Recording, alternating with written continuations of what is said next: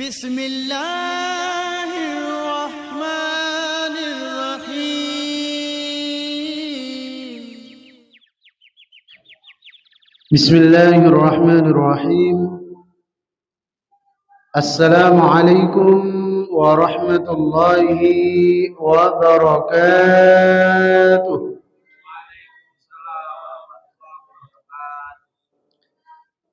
الحمد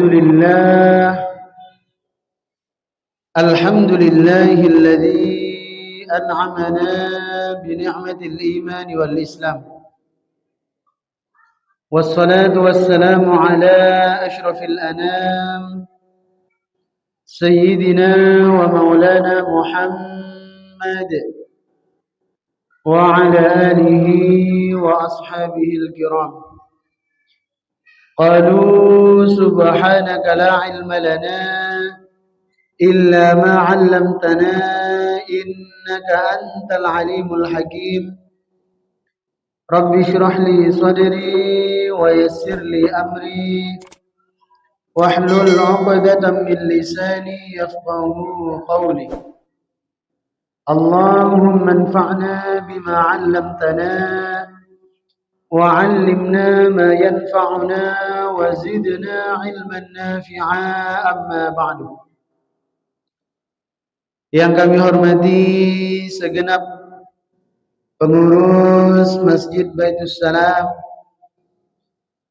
yang kami muliakan Bapak Imam Masjid Baitus Salam, dan tak lupa juga kepada seluruh jamaah yang hadir pada malam hari ini. Bersyukur kita kepada Allah dengan sama-sama kita mengucapkan Alhamdulillahi Rabbil Alamin atas segala nikmat dan karunia yang telah Allah berikan kepada kita. Di antaranya masih diberikan ketertarikan ke dalam hati kita untuk beribadah kepada Allah Subhanahu wa taala. Karena musibah yang paling besar dalam hidup kita bukan diberi sakit, bukan dikurangi harta, tetapi musibah yang paling besar adalah saat Allah menghilangkan kenikmatan saat kita beribadah kepada Allah Subhanahu wa taala. Dan alhamdulillah malam hari ini kita masih bisa merasakan kenikmatan itu.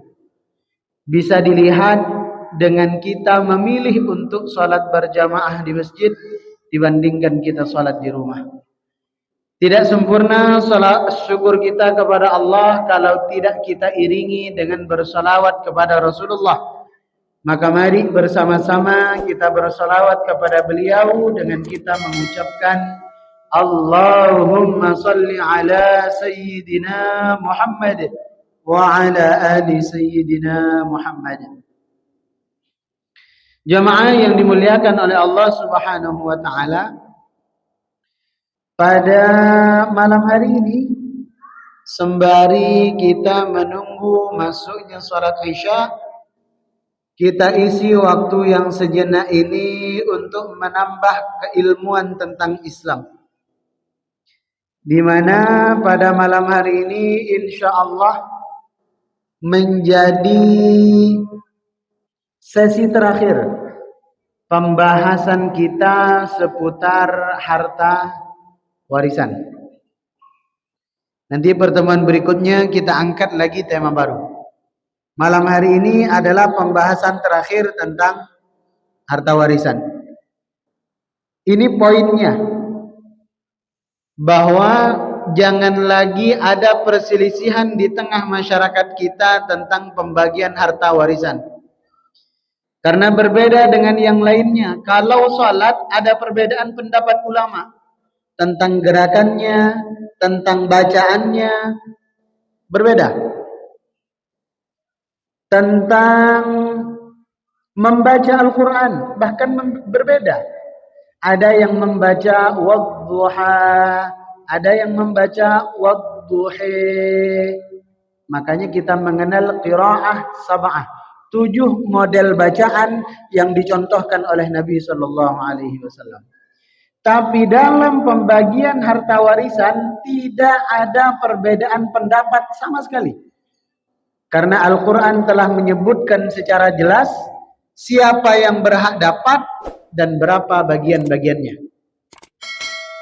Baik, kita terlebih dahulu akan membahas tentang syarat pembagian harta warisan. Yang pertama, harus sudah dipastikan bahwa si pemilik harta atau almarhum almarhumah telah meninggal dunia. Kalau beliau masih hidup, jangan sekali-kali kita ngomongin harta warisan. Itu sama saja kita telah mendoakan atau bertanya kapan meninggal. Iya. Misalnya orang tua kita masih hidup. Kemudian kita tanya, Pak, mana nih harta warisan untuk saya? Kalau bapaknya paham agama pasti marah. Karena dengan ditanya berapa harta warisan yang didapat, berarti secara tidak langsung telah mendoakan, wah berarti kamu pengen bapak cepat mati. Jadi selagi hidup, bicaranya dua. Boleh hibah atau wasiat. Kalau waris, syarat pertama adalah si pemilik harta sudah dipastikan meninggal dunia. Bahkan kalau masih koma, masih sakaratul maut, nggak boleh kita membicarakan tentang harta warisan. Ini syarat pertama. Syarat kedua, ahli waris benar-benar masih hidup saat pemilik harta telah meninggal dunia. Contoh nih, contoh. Ada almarhum punya 3 orang anak. 3 orang anak ini semuanya ahli waris, itu pasti. Tapi saat almarhum sudah meninggal dunia, anak pertama ini sudah meninggal. Meskipun sudah punya istri, sudah punya anak. Anak pertama ini sudah meninggal. Sisa 2 anak. Maka yang dapat dari harta warisan itu hanya 2 anak ini saja. Betul. Almarhum yang sudah wafat ini, anak pertama ini nggak dapat. Jadi istri almarhum, istri anak pertama, misalnya dia sudah berkeluarga, istri anak pertama ini nggak boleh menuntut. Mana jatah suami saya yang sudah meninggal? Nggak bisa. Atau anaknya menuntut, mana jatah ayah saya yang sudah meninggal? Nggak bisa. Jadi saat almarhum sudah wafat, si pemilik harta sudah wafat, ahli waris yang akan mendapat hanya mereka yang masih hidup. Kalau yang sudah wafat, silang. Tak dapat lagi harta warisan. Jadi keluarga dari yang wafat ini tak boleh lagi menuntut. Karena dia sudah lebih dulu wafat daripada si pemilik harta. Yang ketiga, masih ada hubungan antara ahli waris dengan pemilik harta. Hubungan yang dimaksud ini 2. Orang itu disebut ahli waris dengan 2 jalur. Jalur pertama karena jalur nasab, jalur keturunan. Ini sudah jelas ya. Jadi kalau ayahnya meninggal dunia, anaknya dapat, istrinya dapat, orang tuanya dapat, itu hubungan nasab. Kalau kita meninggal dunia, saudara kita dapat, itu karena ada hubungan nasab. Anak kita dapat, istri kita dapat, emak bapak kita juga dapat.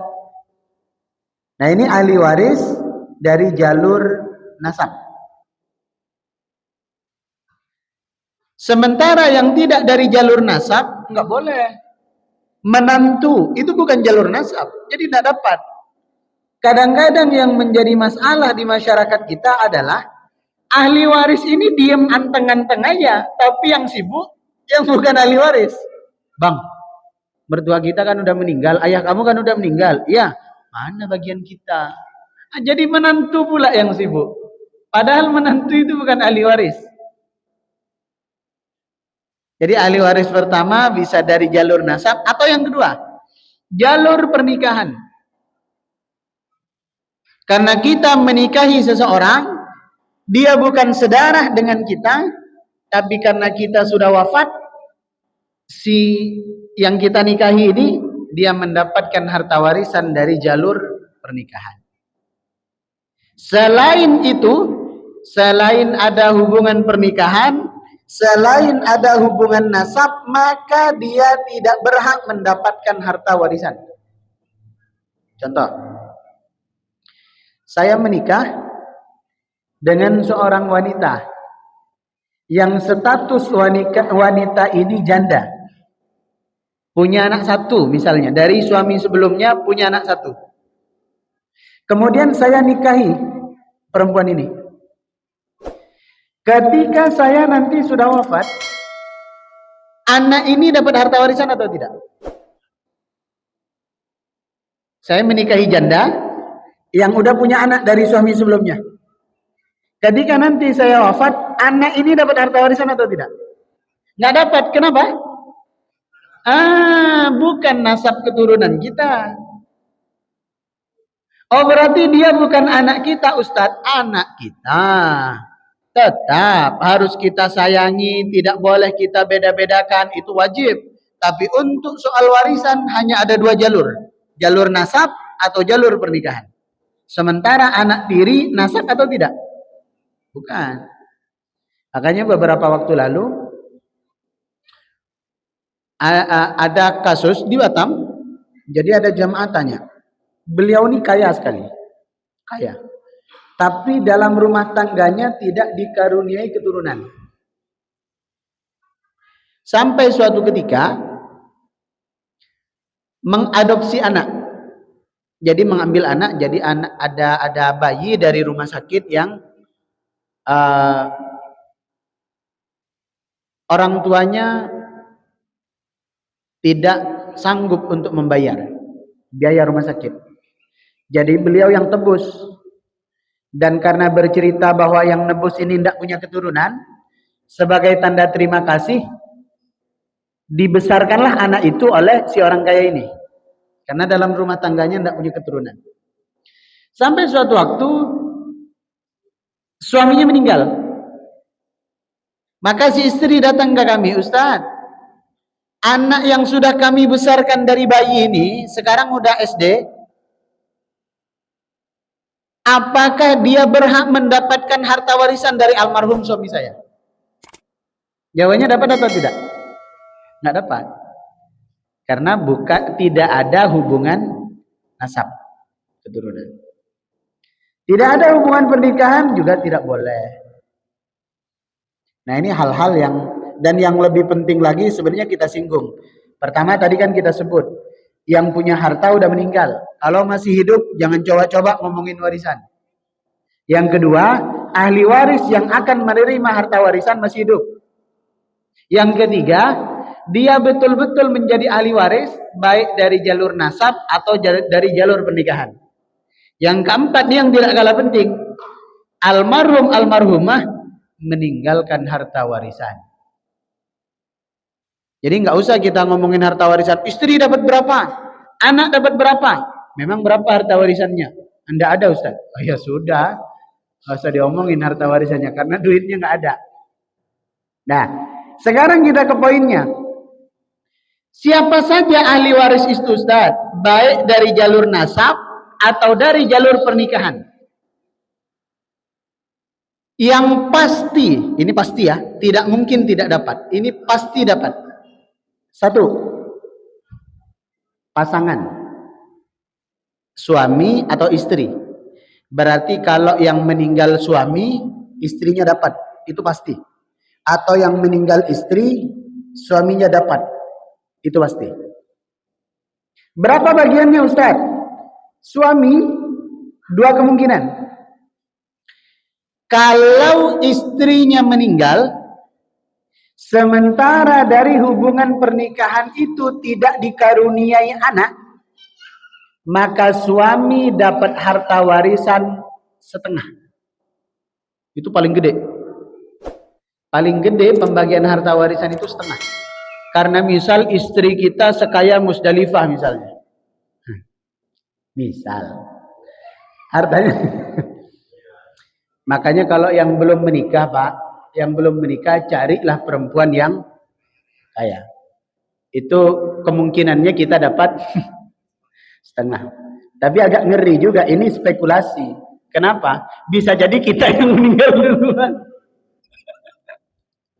Kan kita mendapatkan harta warisan kalau istri kita yang meninggal duluan. Lah kalau kita yang meninggal duluan. Nah, kalau dari hubungan rumah tangga itu tidak dikaruniai anak, maka seorang suami yang istrinya meninggal, dia dapat harta setengah. Kalau harta peninggalannya 1 miliar, dia berhak mendapatkan 500 juta. Banyak. Tapi kalau dari hubungan suami istri itu dikaruniai anak, ingat anak langsung loh ya, bukan anak angkat, bukan anak tiri, bukan anak bawaan suami atau anak bawaan istri.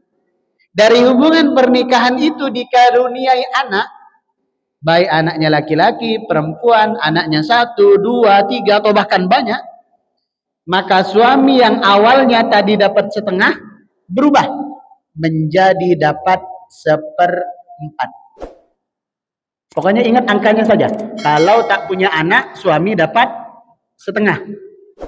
Kalau punya anak, dapat 1/4. Jadi menurun.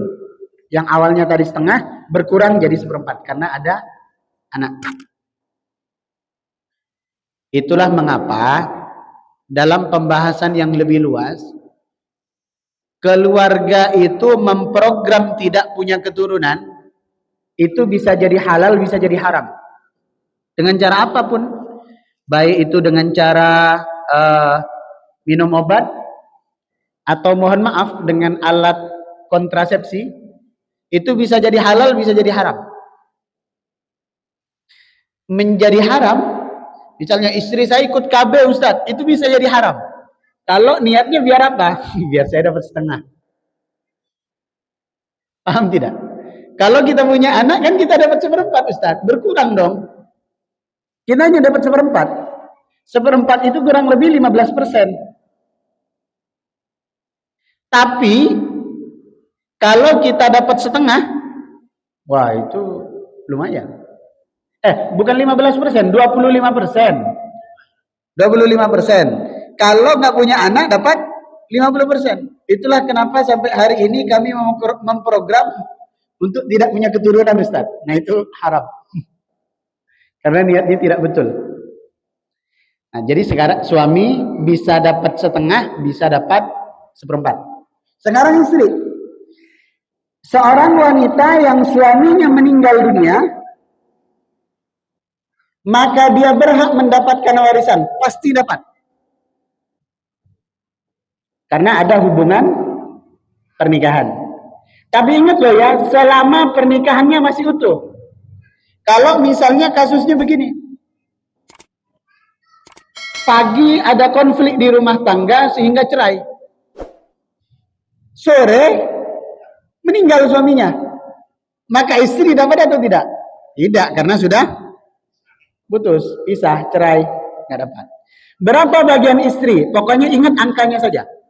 Kalau istri dari hubungan keluarga itu tidak punya anak, dia dapat 1/4. Kalau punya anak, dia dapat 1/8. Kalau suami setengah atau 1/4. Kalau istri 1/4 atau 1/8. Jadi bagiannya lebih sedikit dari suami. 1/4. Itu kan kalau istrinya 1 Ustaz. Kalau istrinya 2, masing-masing 1/4 atau 1/4 dibagi 2. 1/4 dibagi 2. Itulah mengapa realistis sekali kalau istri kita nggak mau dimadu. Apalagi kita nggak kaya-kaya sekali. Itu bagiannya sedikit sekali, cuma cukup beli lontong sayur. Sudahlah 1/4 dibagi 4 pula, karena istrinya 4 misalnya. Atau punya anak, sudahlah 1/4, sudahlah 1/8 dibagi 4. Waduh, makin sedikit.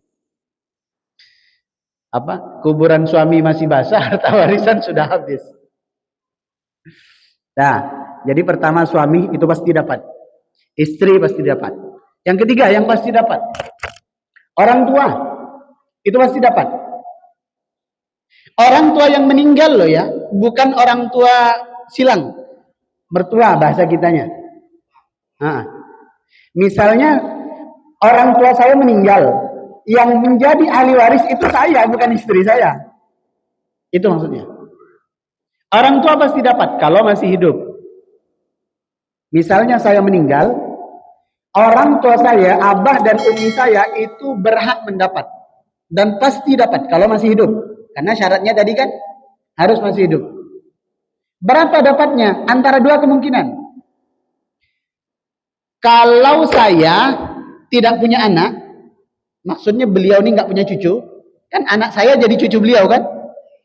Kalau dari pernikahan saya ini tidak punya cucu, maka ayah dan ibu itu kemungkinan dapat 1/3. Kalau saya punya anak, berarti cucunya beliau, maka abah dan umi saya ini dapat 1/6. Nah, bagi dua pokoknya. Tadi setengah jadi 1/4, 1/4 jadi 1/8, 1/3 jadi 1/6. Pokoknya dibagi dua kalau ada keturunan.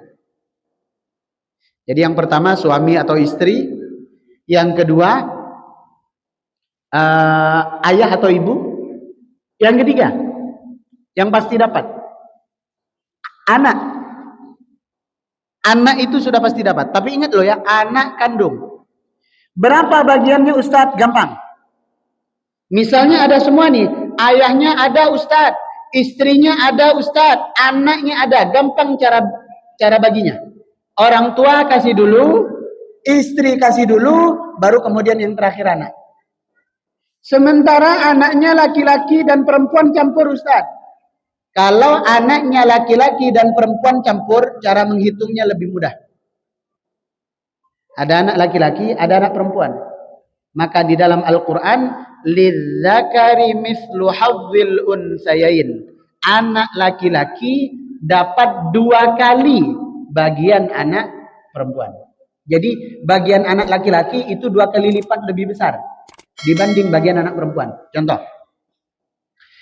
misal sisa harta warisannya 300 juta. Misal aja, hartanya 300 juta.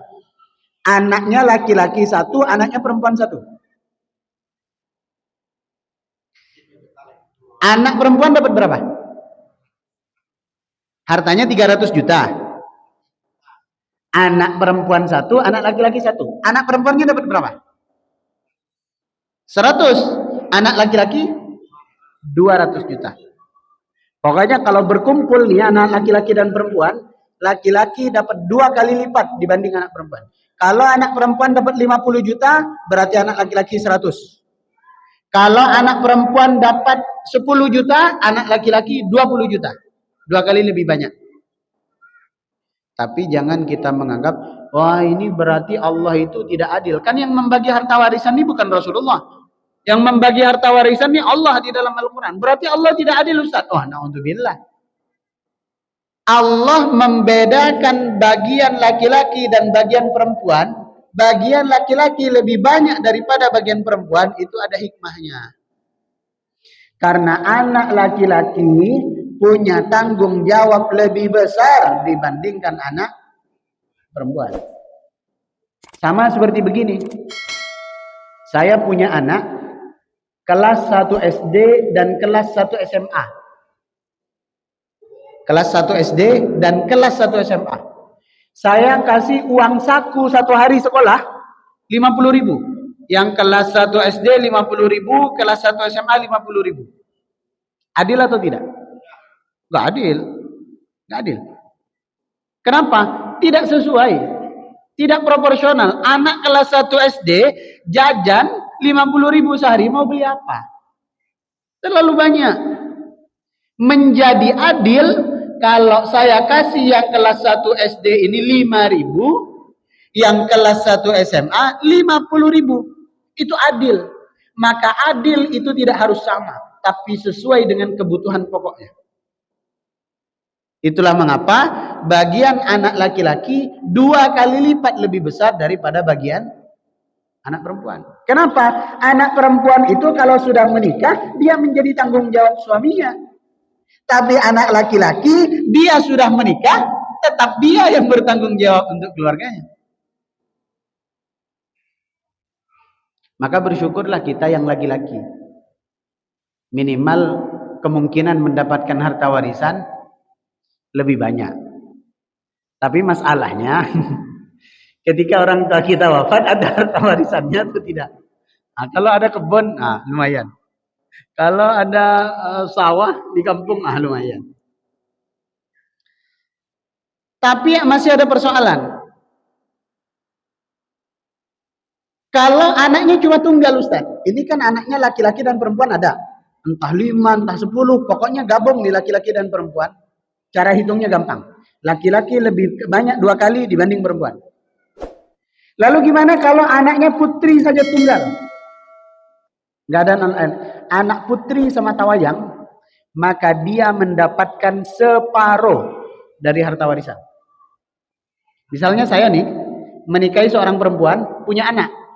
Anaknya perempuan semata wayang. Ketika saya meninggal dunia, bagian anak saya itu lebih besar daripada bagian istri saya. Bagian istri saya berapa coba? Udah lupa. Saya 1/8. Bagian istri saya 1/8. Bagian anak gadis saya 50%. Lebih besar bagian anak. Apalagi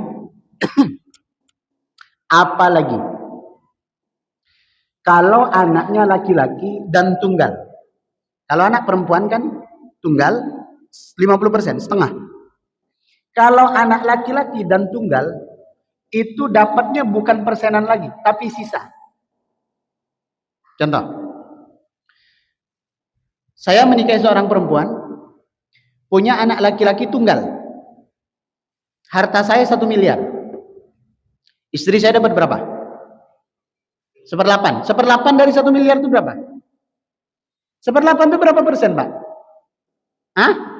200 juta.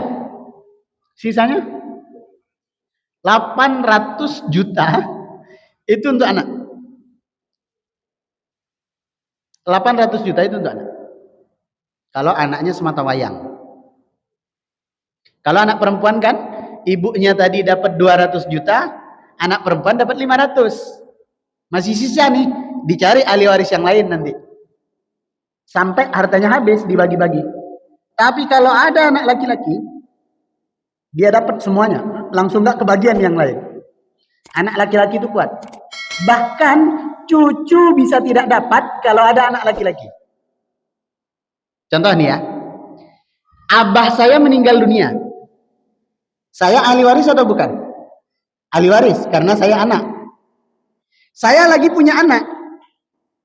Berarti cucunya beliau kan? Cucu itu mestinya adalah ahli waris, tapi dia bisa dapat, bisa tidak. Dia bisa dapat kalau almarhum ini tidak punya anak laki-laki di bawahnya, cuma perempuan aja. Terus punya cucu. Nah, cucunya ini kemungkinan dapat. Tapi kalau almarhum ada 1 saja anak laki-laki, maka cucu terus ke bawah itu nggak dapat. Termasuk saudara. Saudara itu ahli waris atau enggak? Tadi kan enggak kita sebutkan. Hanya suami istri, ayah ibu, sama anak. Saudara enggak kita sebut tadi. Karena saudara itu bisa dapat, bisa tidak. Saya meninggal. Saudara saya, abang saya atau adik saya itu bisa dapat harta warisan, bisa tidak. Dapat harta warisan kalau saya belum menikah atau saya sudah menikah tapi tidak punya anak. Tapi kalau saya meninggal dan saya sudah memiliki anak, maka saudara saya ini nggak dapat. Abang sama adik saya ini nggak dapat sama sekali. Yang sering terjadi di masyarakat, ketika saya meninggal, anak saya nggak sibuk, istri saya nggak sibuk, yang sibuk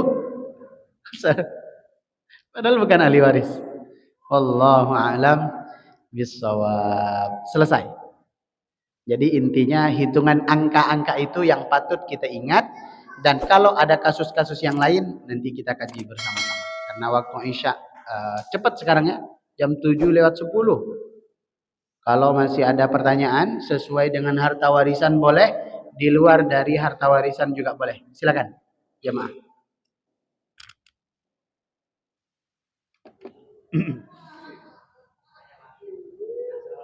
Waalaikumsalam warahmatullahi.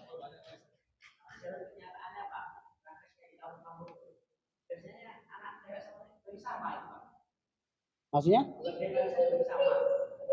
Antara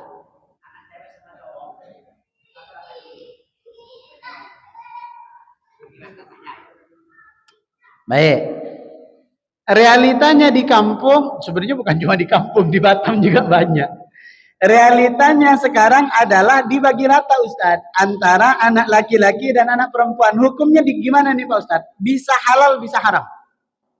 Pertama, kalau alasannya sama-sama redha, anak laki-lakinya ikhlas Ustadz, anak perempuannya juga ikhlas, dibagi rata, apakah menjadi halal? Tetap haram. Tak boleh. Jadi sama-sama rela itu tidak bisa merubah hukum yang awalnya halal jadi haram, yang awalnya haram jadi halal. Kalau dengan alasan sama-sama rela bisa merubah ketentuan dari Allah, wah kacau.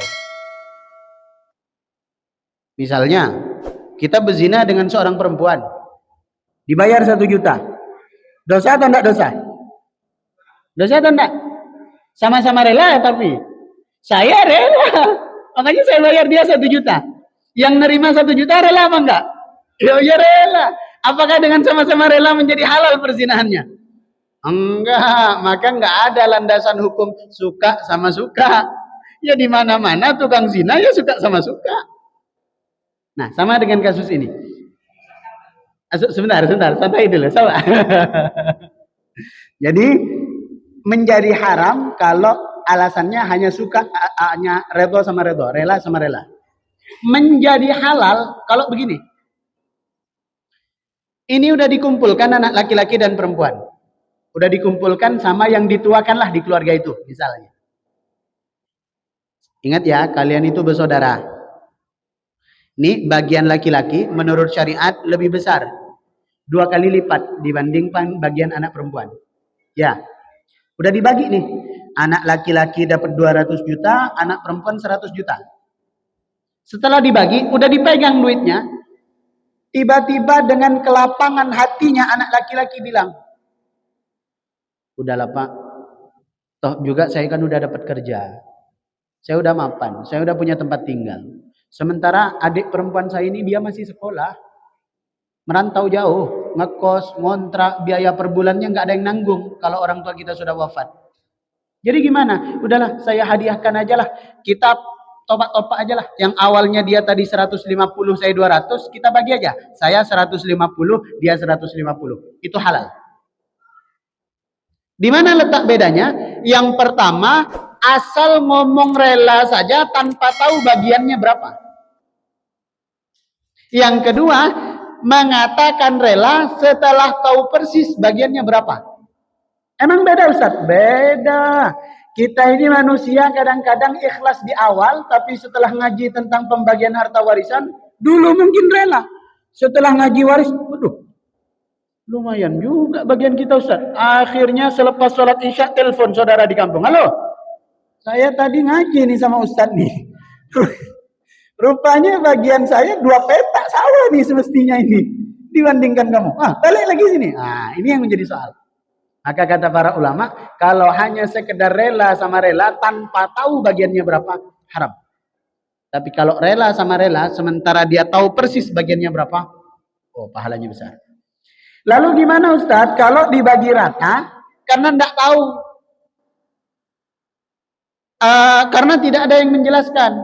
Atau mungkin alasannya udahlah daripada berantem kita bagi aja rata semuanya, gimana? Dosa, haram. Siapa yang dosa? Yang membagi. Dan di awal dulu pernah kita kaji Pak. Salah satu penyebab almarhum almarhumah itu disiksa di alam kubur bukan hanya karena dosa yang dia lakukan sendiri, tetapi karena ada harta warisan yang tidak dibagi sesuai dengan syariat. Jadi yang dosa 3, yang membagi dosa, yang menerima dosa, yang memiliki harta almarhum almarhumah dosa. Maka berhati-hati. Makanya di awal sengaja kita angkat tema ini karena polemiknya sudah terlalu rata di tengah masyarakat kita. Wallahu a'lam bishawab. Ada lagi?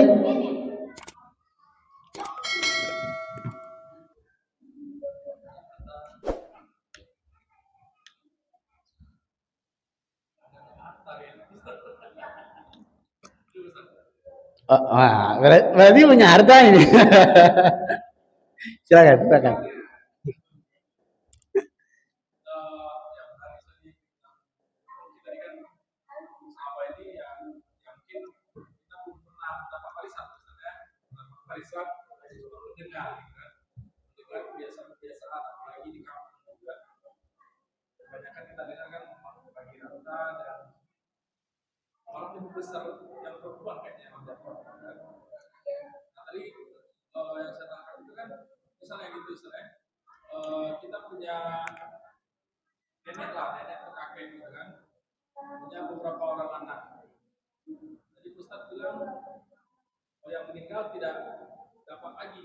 Ya.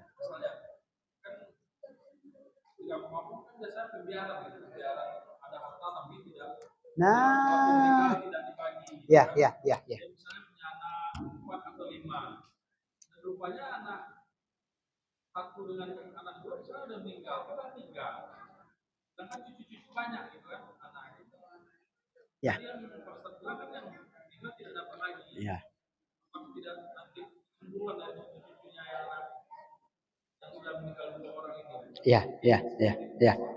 Ya. Betul. Yang paling banyak di tengah masyarakat kita adalah ini dimanapun. Saat orang tua, misal orang tua kita ya, saat orang tua kita meninggal dunia, kemudian sesama keluarga ini berkumpul ngomongin harta warisan, itu dianggap tidak sopan.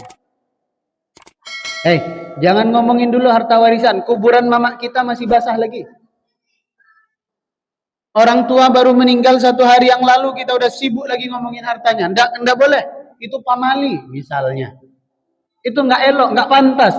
Justru yang diajarkan dalam syariat adalah saat almarhum almarhumah meninggal dunia, sesegera mungkin harta itu dibagi kepada ahli waris.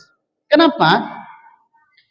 Karena kalau harta ini dibiarkan, khawatir di kemudian hari ada salah satu ahli waris yang meninggal. Sebagaimana kasus tadi. Kalau sampai ada ahli waris yang meninggal, maka saya bisa pastikan harta warisan yang tadi dibiarkan ini akan sulit dibagi sesuai dengan syariat. Pasti ada yang salah. Pasti ada yang keliru.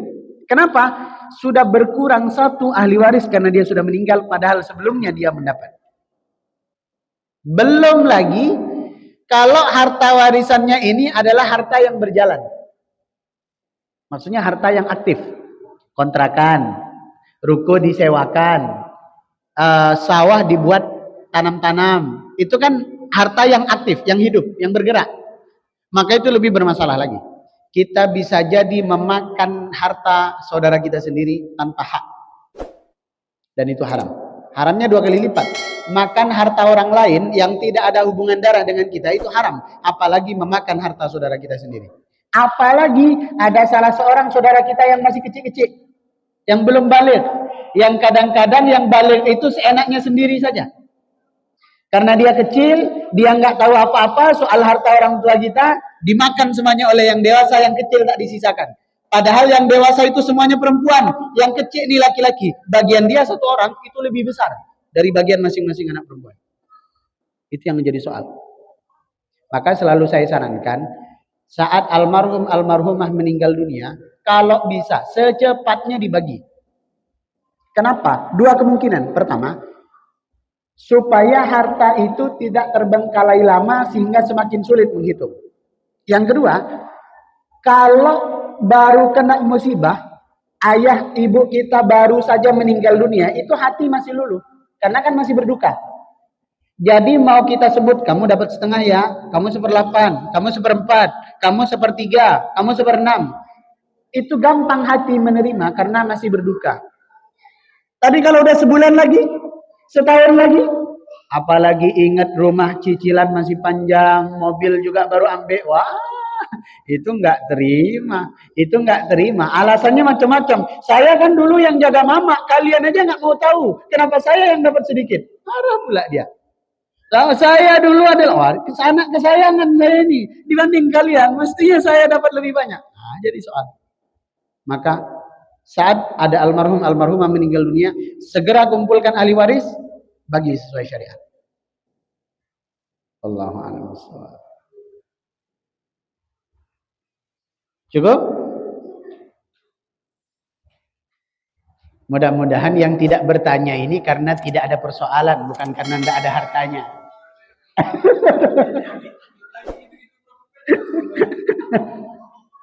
Ya, nggak ada yang mau dibagi. Insya Allah ada. Ya boleh.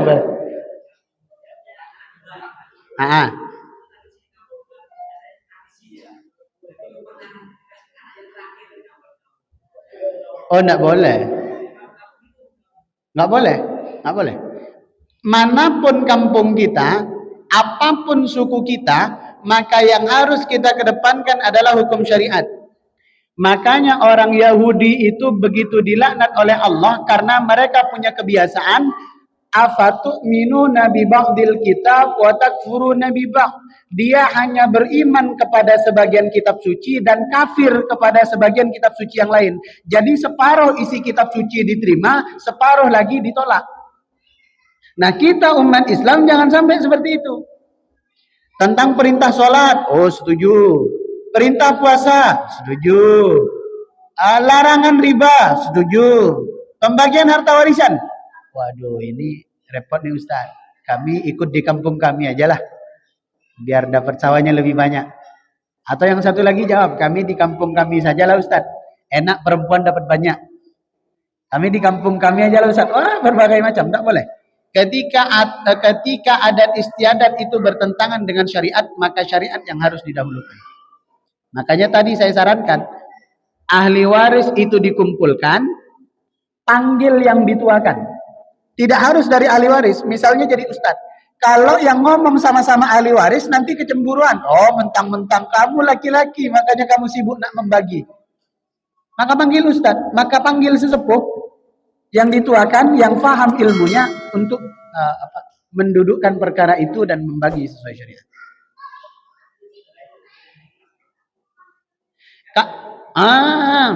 Kalau ikhlas seperti tadi mantap Pak. Kalau ikhlas seperti tadi mantap. Jadi sebenarnya dia tahu bagiannya berapa, tapi karena kelapangan hatinya, karena ketulusan niatnya, toh kita sama-sama bersaudara, masa kita berebut harta emak kita sudah meninggal dunia. Maka udahlah kita bagi aja, atau perempuan dapat yang lebih banyak. Nggak masalah. Itu justru mantap. Pahalanya besar. Karena kita bersedekah kepada saudara kita sendiri. Tapi dengan syarat. Kita udah tahu bagian kita berapa. Kalau belum tahu nanti diungkit di kemudian hari. Allahu cukup karena sudah masuk waktu Isya. Kita tutup majelis ini dengan membaca doa kafaratul majelis. Subhanakallahumma wa bihamdika asyhadu an la ilaha illa anta astaghfiruka wa atubu ilaik. Kami izin salat Isya di rumah karena ada acara dengan para habaib. Kami salat Isya di kandang dulu. Biasanya kita di tandang, Pak ya. Kita tutup dengan membaca hamdalah, alhamdulillahirabbil alamin. Assalamualaikum warahmatullahi wabarakatuh.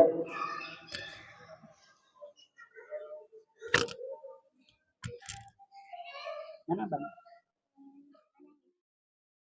Sadaqallahul azim.